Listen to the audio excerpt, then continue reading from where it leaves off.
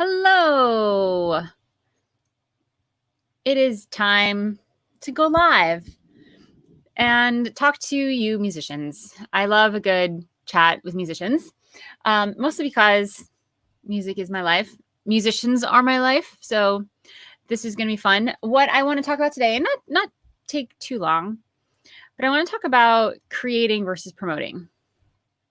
Creating versus promoting. There are two things I want to cover, and that is how they're similar and how they're different and why it matters to distinguish that.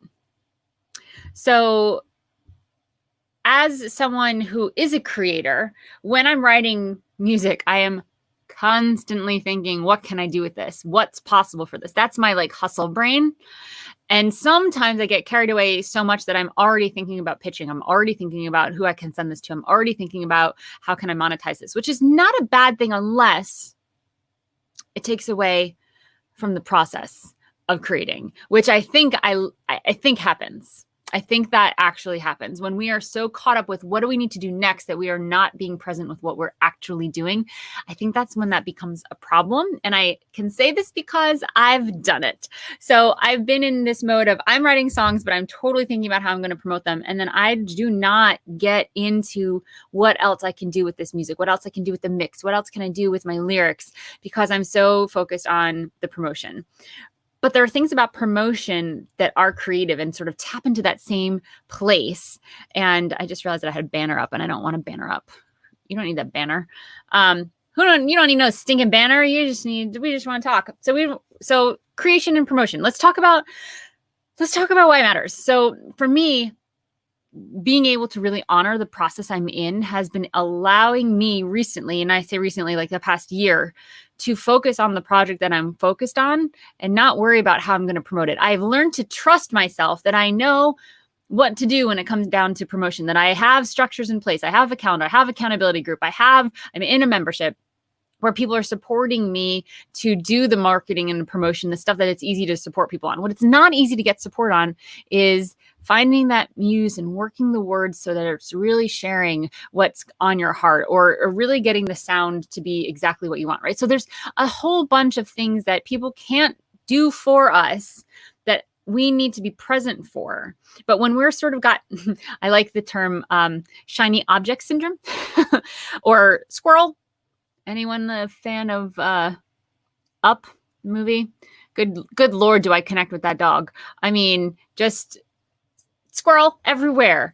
It's so easy as a musician to see your friends or other musicians that are bigger than you doing things that you're like, I want to be doing that, but you're not able to actually focus on where you are and then start taking the steps that are going to get you to that place of where you want to be.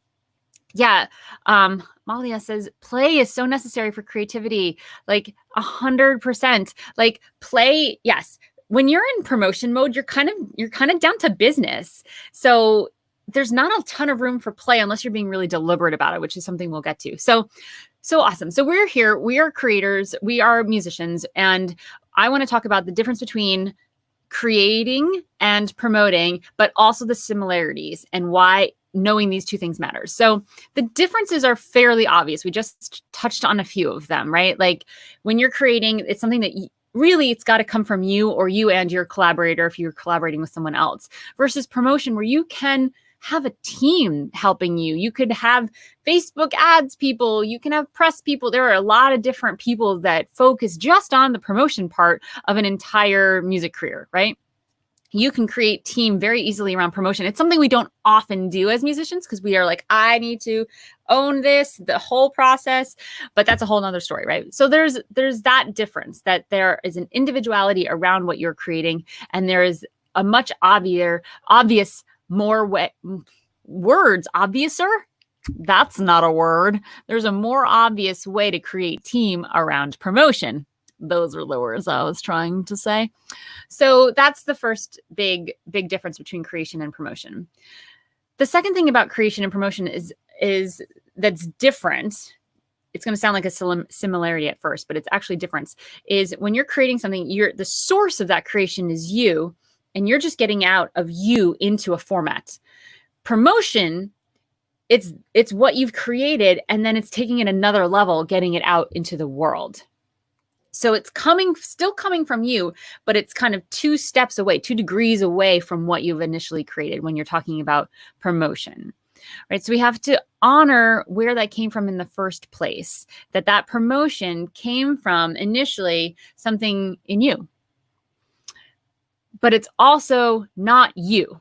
So this is the big difference here. We have it that when we're pitching and we're promoting, if we hear no from someone, like we're pitching to a blog or a Spotify playlist or something, and someone says, this isn't a fit, I don't review music like this, or I didn't like the chorus or whatever, we have it that is a no to who we are, that we are getting the rejection, versus it not being the right pitch or the right song or the right fit.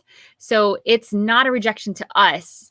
It's a rejection of something. And sometimes it's just a rejection of time. Like, oh, I'm already booked for the next 6 months. I don't have any slots open. Like the rejection the no is just a no. And we tend to really internalize the no, which has us next time around, maybe not go all in the promotion the way we probably should. So there is something there about making sure we can detach the idea that the thing we created, yes, it came from us, it came from our heart and our soul and our talents and all the things. And then we created it and now it's here. And then we pitch it. The pitch is not about us. Whatever the response is, it's about what we created and a number of other factors. So those are sort of the key differences. And the reason we want to identify the differences between creating and promoting is because if we're in the creation mode, we want to be 2 feet in solid ground in creation mode, not thinking about promotion. Because if we're thinking about that potential no, how is that going to affect what we're making right now? If your head is in, someone may not like this may get rejected, what are the chances of you finishing it? What are the chances of you pouring your heart and soul into it? We like to protect ourselves. We like to dip our toes in. We do this in relationships. We do this in jobs. We dip our toes in when we know there's a possibility of being hurt. The only time that possibility comes up is when we're thinking about the possibility, meaning we're thinking about promotion. When you're in creation mode, when you're like, I just want to create, that there's no space for that possibility of rejection. So we want to be able to distinguish that we are in creation mode or we are in promotion mode, right? So when we're in creation mode, we are able to create freely, without judgment, without fear. When we're in promotion mode, we want to trust the thing we made. I know a lot of people that are like, I'm pitching right now and I've got this body of work, but I'm just going to go back and start writing more music. I'm going to go back to that safe space. God, I literally can't talk today. That safe space where I don't have that fear and I can just create whatever I want. But what you're missing out on is getting some yeses from your pitches, from seeing results. Because when you're pitching and promoting, that's where results show up. You have to put yourself out there. You have to say, hey, would you, and ask a yes or no question, would you be willing to book me, to write about this, to put this on your playlist, to whatever it is that you're pitching? You have to be willing to hear the no's in order to hear yes. You cannot hear yes without being willing to hear a no. So if you're not willing to hear a no, you're never going to get a yes. So I see a lot of musicians that are like, well, I'm technically in the phase where I should be pitching and getting my music out there so that I didn't waste all this time setting myself up and creating, but I'm not really sure about this. So I'm going to go back and create more music. And you kind of never get to grow out of that cycle. So to me, the musician success cycle, which is a thing I've kind of dubbed for myself in terms of how I look at my music career, has 5 phases. The creation phase is the second phase. Promotion is the 4th phase. So if you keep going back from phase 2 to phase 4, 2 to 4, 2 to 4, 2 to 4, and number 5 is when you're actually monetizing, growing, and engaging with your fan base. So if you never get to 5, you're never going to see yourself level up. So this is why we want to identify each of these phases. Today, I'm just talking about 2 of them, creation and promotion. I want to identify where you are in these phases so that you can really own it and not let the other phases kind of psych you out. Has anyone said that since 1992? I just brought it back. I just brought psych you out back. Don't let the other phases psych you out. You don't want this shiny object syndrome. So that's why it's so important to know where are you in your own musician success cycle, and so that you can really, really own it. So there are similarities. So let's quickly talk about the similarities between creation and promotion so that we can identify them and then have a little more clarity about where we actually are. So the similarities between creating and promoting is that you need to generate. You need to ask something of someone. So when you're in creation mode, it might be asking a co-writer something. It might be asking yourself to show up, to sit down and actually finish the melody or finish the piano part or finish something, right? When you're promoting, obviously you're asking other people something, but there's still an ask and there's still an answer that you're waiting for. So we're in this mode of, I need to actually get myself in a space where I'm willing to put myself out there as a creator or as someone who's promoting the creation. So there is an element of kind of putting your heart on your sleeve, stepping out of your comfort zone in both of those and testing out what you've learned in the past, which is the second similarity between the two of these things. They are built on your creating and your promoting get better every time you go through the musician success cycle. Yeah, Charmin, I love that you didn't know anything about it and then you joined Amplify and now it's super clear. Yeah, it's very empowering to know where you are. But anytime you come through the musician success cycle, and it's really more of a spiral because you get through phase 5 and then you're ready to invest in yourself again and start over at 1, but you're building on what you've already done. So every time you start creating again, you have more skills, you're better at whatever instrument it is that you were playing, you have more knowledge of what you've done for your lyrics, for chord progressions, you have better sense of who you are as a creator. So anytime you're creating something new, you're building on what you've already created. It's the same thing with promotion. Anytime you come back to promotion, you have past relationships, you have past experiences. You're like, okay, cool. I pitched those songs to folk radio stations and I did way better with the singer-songwriter pop stuff. So good to know. You have more data. Data is so empowering. If you're in my Amplify group, you know that I'm like a data junkie. Like anytime we get a no or a yes or anything, it is just information that we can use to do more of what works and less of what doesn't work. Yes, you guessed it. So we really can build on what we've already done in both of these phases, which is really exciting and it's really empowering, trusting yourself. So if this is your first time through the success cycle, you've just decided you want to be a musician, you've just learned the things you need to learn, you've created a goal for yourself and you're like, now I'm creating my first song. That's a really exciting place to be too, but that's also built on skills. You learned something, you listened to music, you did something to help you decide that this was the path you were going to take. So either way, no matter what you're doing, it's built on something you've already done. So that's a similarity between these two phases. So taking a step away, the thing to really get is that what you're doing right now is what you're doing right now. And yes, I'm a big fan of having a goal, specifically a champagne win, meaning how do we know when to break out the champagne? So that means that your goal is so specific that all your friends know when it's time to clink glasses because you hit that goal. So when you have a specific goal in mind, yes, you want to create it and put it there, but then it's about saying, okay, that's hanging out over there. I'm on the path to get that goal, but right now I'm in the phase where I need to focus on my creation, or I need to focus on my promotion so that I can level up and keep getting to that goal and not revert back to a place that is a little more comfortable for me. Some of us like to revert back to learning, like we stay in school longer than we should, or we keep taking courses. There is absolutely a time and a place for that. Absolutely. If you are in phase 1, which is the learning and determining phase, you absolutely want to hang out, finish those courses, take on the new skills, implement the skills for sure. But then when you start to create and you lose faith in yourself and the skills you've gotten, you're like, no, I got to go back to 1. I got to go back and I got to do more learning, rather than just like, all right, let's just push through here. Let's do this one round of this success cycle. And then we're going to come back and we're going to level it up next time. So we tend to want to go back to our safe space. And for some people that is pitching and promoting, where they're like, I don't want to create anymore. It stresses me out because I'm always so worried about it. For some people it's stage 3, which is a little more admin and setting yourself up. Some people it's all about the monetizing and the engaging, but we have our own comfort zones. For most musicians, for a lot of musicians, it's either learning, phase 1, or it's the creating where we like, that's our sweet spot, right?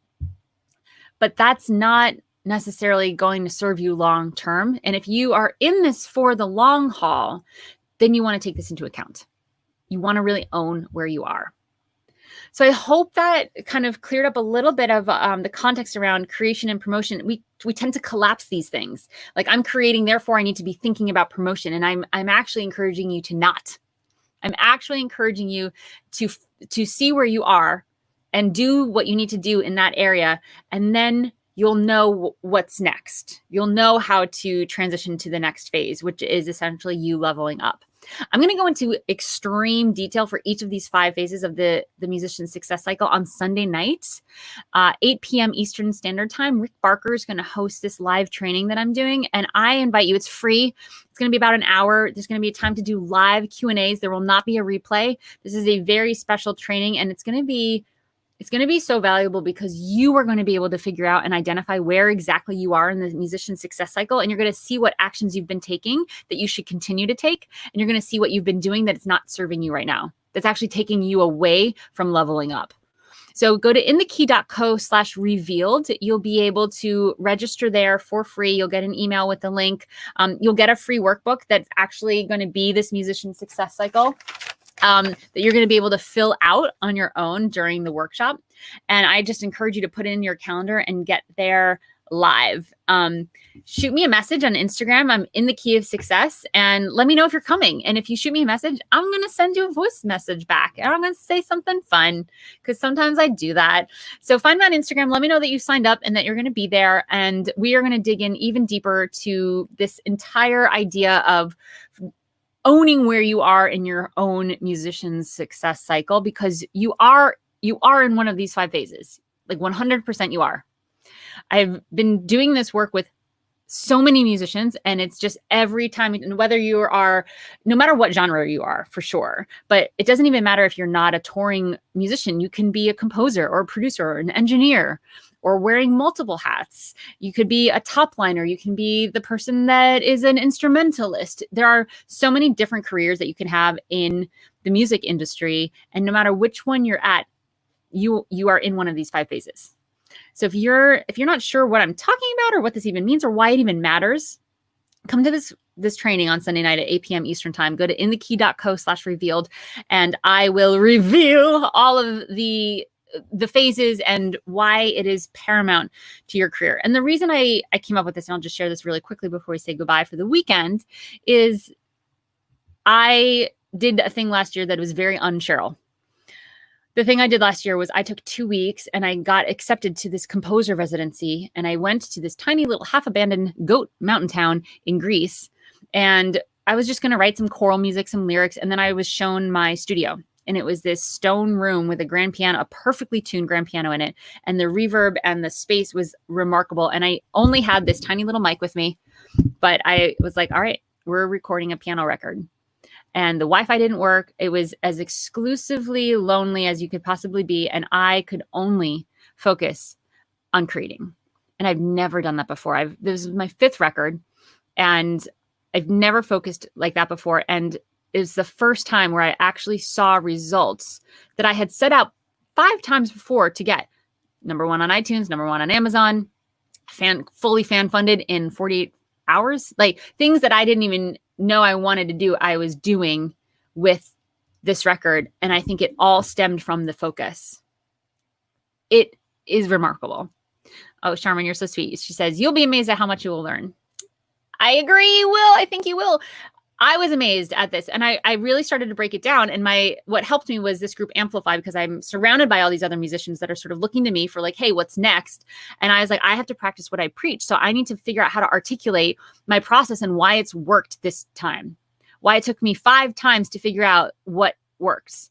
And in that, plus recording my podcast, I recorded season 4 of Key Conversations as I released the record. So it's literally real time order of here's what I'm doing. I'm sharing my screen and talking about uploading to disc makers and to the copyright office. And I walk through all the nitty gritty things. I have some interviews with people about what to do before the singles are released, all the things around releasing this record. And I really got clear. I was like, oh, I've been single focused and I have really been owning where I am in my career. I always want to think that I'm monetizing, that I'm in the space of like, yes, I've got the gigs coming in, I'm responding, I want to go I'm pitching, I'm getting more gigs, but I really had to own that I was in setup mode. I was owning where I was, and that allowed me to really do the actions, the next one action that I needed to do that would make the biggest difference. And I think that is the key. So we can't figure out what the one next thing to do is until we know where we are, right? So if you're thinking about, okay, I want to drive to San Francisco. Cool. Are you coming from Mexico, or are you coming from New York, or are you coming from Canada? Because you can get to San Francisco from any of those three places. But in order to take, are you going to go east? Are you going to go south? Or are you going to go north? You need to know where you are before you can pick a direction, right? So that's what we're going to do. We're going to do that Sunday night. We do this in my Amplify group. If you're like, yes, how do I get into Amplify? I hear you. You're awesome. You're my people. Go to inthekey.co/amplify. Registration opens on Sunday for just a week.